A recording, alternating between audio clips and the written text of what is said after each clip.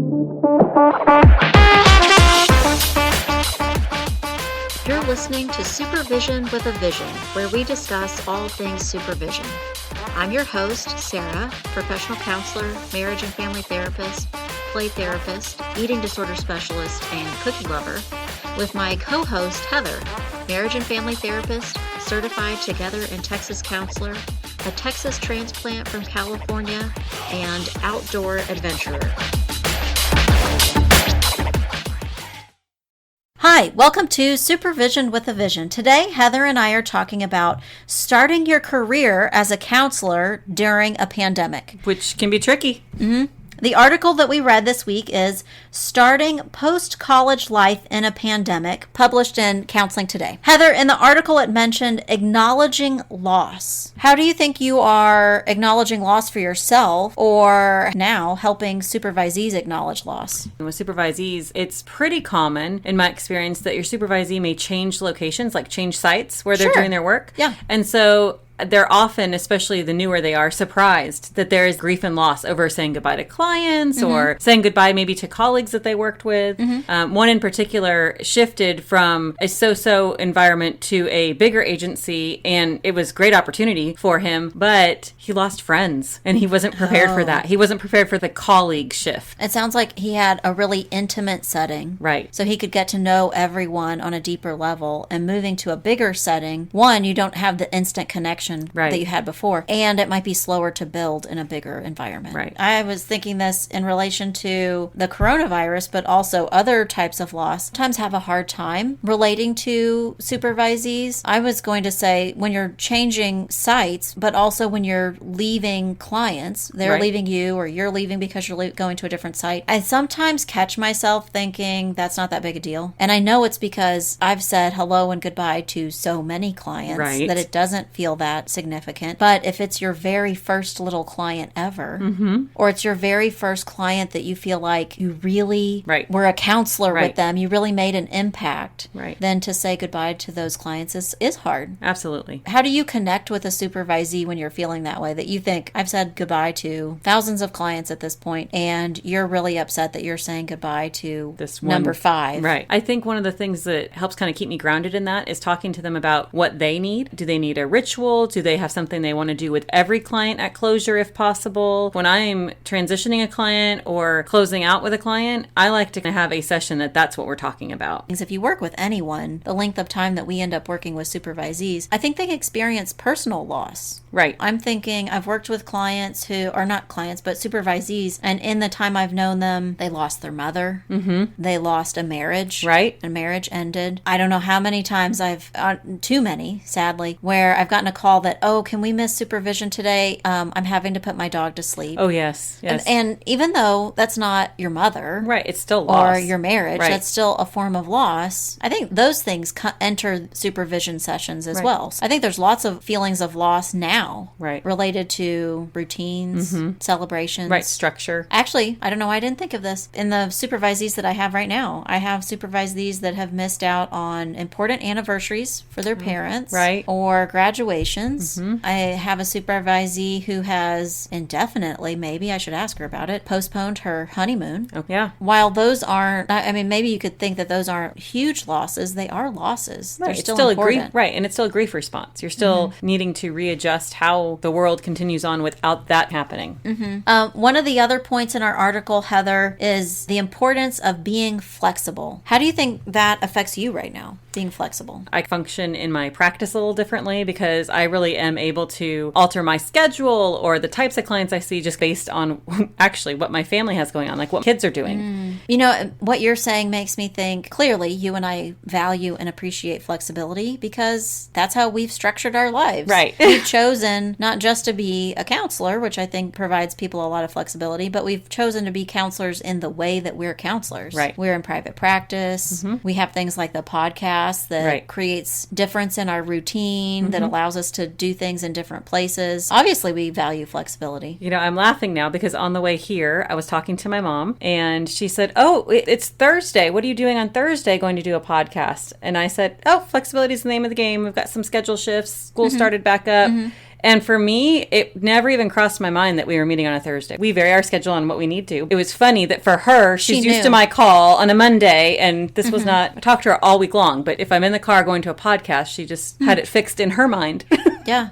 I think right now, this week, school has been in session a week and a half, depending on what school district you're attending around us. I've had to have a lot of flexibility. I had a really great game plan, and I thought I moved all my clients to appointment times that worked with school or work. And man, within this very first week, I think I've made 10 adjustments. That someone thought they could do it at this time, but it's really too tight of a schedule for them, or thought that this would work, but at the end of a day of 7 hours on a Zoom call in second grade, they are done with Zoom for the day. So I've had to be flexible in ways that I didn't anticipate. I thought I did a really good job of planning ahead. I think for a supervisee in this situation, they've just become a supervisee, or maybe they haven't been a supervisee for that long. I think even last week we talked about adjusting expectations of what it's like to be a counselor. This is a whole different adjustment. I don't know what I right out of school maybe would have envisioned, like putting my certificate on the wall, having, a cozy chair and creating this atmosphere in which I'm going to provide counseling to these clients I'm so excited to work with. None of that could be true right now. There's no wall to put your certificate on because no one's in the office. Maybe some people are in the office, or there's a ton of different It's not the same dynamic that you would have pictured starting out when you start your program 2 years ago. I've been interviewing and helping to hire some new counselors for different organizations. Most of their training and introduction to the organization is all online right now. It's so different. I can't imagine that. Never going to the building, and maybe you've been working there for a couple months before you ever enter the building. So then not having a feeling of camaraderie. Where do you put your lunch? I don't know. How do you schedule your lunch if you're at home, and how do you make that happen? Thinking through what that could mean for a new counselor and them getting used to that is something I've been thinking a lot about. I have a supervisee right now, uses a lot of techniques that would be more on the CBT route, and a lot of those are written down in worksheets and things like that, and she's having to pivot her expectation because she can talk through a worksheet on distorted thoughts, and she can even screen share. But she said, in session, they would start working through some of the things together, but when there's a camera between two of you, they don't. And so she's having to pivot how she teaches that skill. She's having to change vocabulary that she says to people. I remember doing that. Maybe my first position out of school, I realized really quickly I don't love worksheets, but I had a few.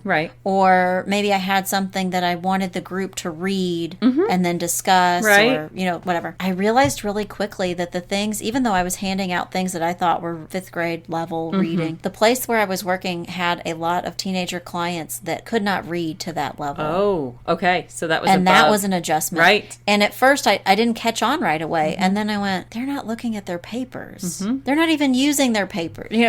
So I caught on and adjusted, and I changed my language to, rather than, okay, let's all read this, I would ask, would you prefer me to read it to the group, or would you like to read it on your own? I really just offered that, but what I was intending to do was that whether people said, I want to read it on my own or not, my response was going to be, well, it looks like some people want me to read it, so I'll read it, and if you'd like to read it on your own, you can just read it at your own pace. That is flexibility on the fly, having to adjust what the expectation was. I don't know if I told you, I have a lot of child clients that I was doing play therapy with, and I'm virtual right now. I don't have anybody in my office. I have been really working to continue to engage and provide things that are playful. It's been hard. So have you been buying new toys? No, I haven't. Really. And I've argued with myself, what's the point in buying new toys when I'm the only one playing with them? So it's kind of weird. I did buy one.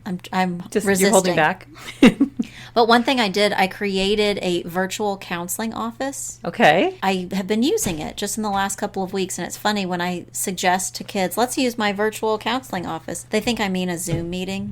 And their faces look so sad. I've created a page in Google that has my little Bitmoji, so it looks like a cartoon of me. It does look a little bit like my office. It has the same types of furniture and the same color scheme. I have created little links, pictures that the kids can click on on, and it will take us to an online game. Oh, fun. Or an activity. That is very flexible. So one of them, my favorite actually, in my virtual counseling office, I have a couch that looks like my couch that's in my office. So it looks familiar to the kids. Right. And on the couch, there is a folded up blanket and a pillow stacked on the couch. Okay. And if you click on it, it takes you to a website of the 52 coolest pillow fort examples. Okay, that is awesome. I was like, hey, why don't we click on the pillow? What happens when we click on the pillow? And kids click on it and they're like, forts! Right. And they're so excited and they're like, that's the coolest fort. And I'm like, I know, let's make forts. And so I'll use my couch cushions and pillows in my office and they use things on their end. And so we end up, both of us, inside of a pillow fort, even though we've got Zoom between us. Right. Trying Very to be flexible. Very flexible. Heather, one of the other points made in our article this week emphasizes the need to stay sharp. How do you feel like you're staying sharp or encouraging your supervisees to stay sharp lately? For me, it's about awareness. It's awareness of world events going on, whether it's the pandemic or whether it's weather related. We just had a hurricane come in. Not just those events happening, but how are they impacting the supervisees? One of my supervisees right now, her parents live in Houston. Up until it kind of made its curve and went away from Houston, this hurricane coming in was completely distracting her last week.